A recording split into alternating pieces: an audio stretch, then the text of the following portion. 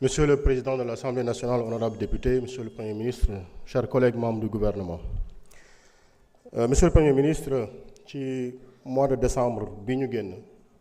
ci ay santaane yu ngeen santaane woon ci lañ defoon liggéey boo xam ni moo tax ñu amoon une baisse des prix des hydrocarbures et de l'électricité. Malheureusement tout de suite après ci fin janvier début février ñëpp xam nañu xeex bi nga xam ne moo ubbi fële diggante Iran ak États-Unis ak Israël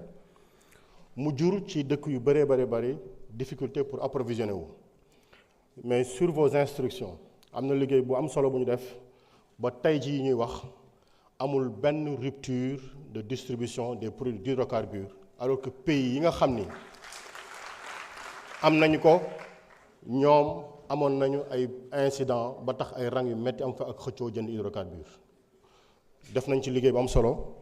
ci diggante primature le ministère et la SAR di leen ci félicité bu baax a baax ñoom seen wàll. yamul ci loolu ñu seetlu ni dëkk yi ñu wër yëpp seen hydrocarbures yéegal nañ ko am na ci dëkk yoo xam ni commencé nañoo def ay délestage am nañu ay homologue ministres yoo xam ni sax ñu ngi ñuy woo dañu laaj ñu nan lañ def ba léegi ñu maintenir suñuy prix. loolu li ko waral monsieur le Premier ministre mooy li nga santaane woon parce que yow sa bopp yaa waxoon ne bu ñu jël ay solutions cosmétiques parce que étude bi ñu war a def sur les subventions ak le meilleur ciblage xam-xam bi nga xam ne bii moom la ñu war a indi ci une probabilité d'application d'une vérité des prix maanaam prix yi ni ñu ko jëndee ba togg ko yëpp mu génn naka lañ koy delloo askan bi bu li ci war a génn ci ak beneen bi mooy li nga xamante ni bii mooy solution yi ñu war a indi da nga wax ni bu ñu yàkkamti def comme ñeneen ñi parce que dañu ñëw sëkkatal on ne gouverne pas comme ça on gouverne avec raison et sérieux moo tax def benn comité pour wax ni li nga santaane woon mooy ñu wax nit ñi ne leen bi ñuy évaluer subvention yi ci loi de finances initiale ñu ngi ko évaluer woon à 64 milliards situation bii su wëyee te génnul à la fin de l'année 64 milliards boobu dina dem ba mujj ci 878 milliards c'est quasiment le 5e ou le 6e du budget de l'État du Sénégal c'est insupportable pour l'État ci nga wax ni nañu def une évaluation de l'impact du taux d'imposition de la fiscalité kon parce que seetlu bi mooy bu ñu defee la moyenne de fiscalité bi ñu teg ci les hydrocarbures mi ngi tourner autour de 41,7% réparti 52% sur le supercarburant et 39% sur le gasoil mu nekk le taux de fiscalisation bi nga xam ne daanaka ci Afrique de l'Ouest mooy taux bi gën a mag ci nga wax ni nañu xool ndax moyenne boobu mënuñu ko ramener à 15%. man sab naa def leneen ndax dama ne nañ def 15 20 ak 25 pour jox la éventail de choix boo xam ne day yaatu ba tax bu ñu la indilee résultats yi nga mën a tànn résultat boo xam ne bii mooy adapté wu ci instruction yi nga joxe woon. yamul ci loolu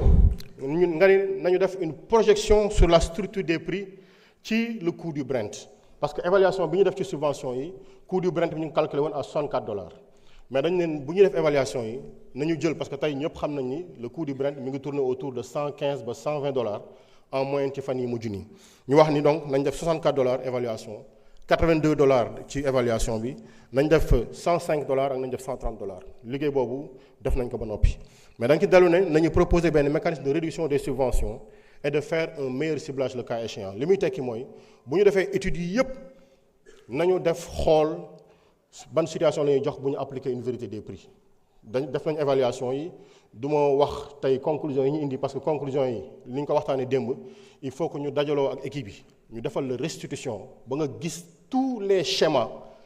yi nga xam ne moo ci nekk ci application vérité des prix bu ñu ko appliqué woon ci la situation de 2020 à 2025 gis nañu situation bi am na foo xam ne fii ala kulli xaal dinañ mujj ci subvention bi je terminerai monsieur le ministre boo ma ko mayee parce que loolu c'est adossé à faire des réformes fiscales et douanières loolu les équipes sont en train de réfléchir pour proposer au niveau de la primature les réformes yi nga xam ne moo ko war a accompagner pour que à la plus prochaine structure des prix bu ñu xasee ba valider rek ñu mën a intégrer loolu muy des solutions yoo xam ni du am benn njumte bu ci nekk parce que fi ñu ko wéer dafa wóor parce que du politique xam-xam lay laaj jërëjëf. Monsieur Serigne Gueye Diop, ministre du Commerce, pour 4 minutes.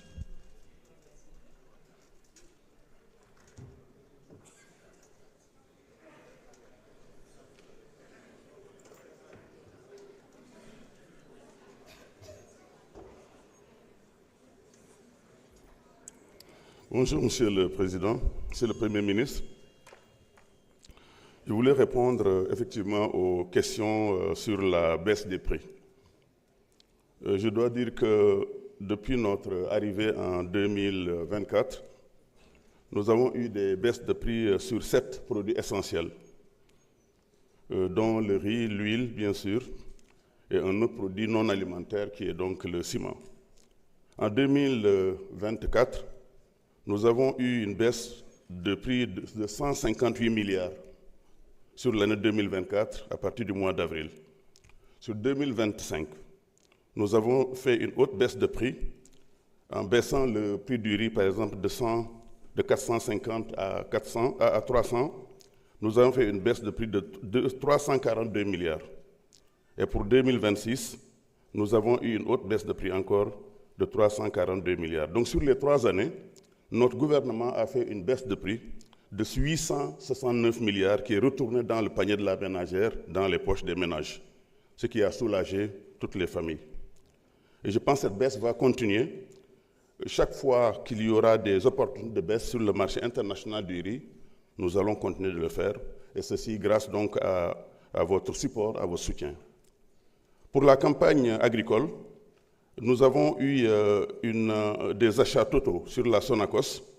de 230 000 tonnes d'arachide, ce qui est une très forte avancée par rapport à l'année passée, correspondant à 92 milliards de francs CFA qui sont aussi retournés dans les poches de nos braves amis paysans.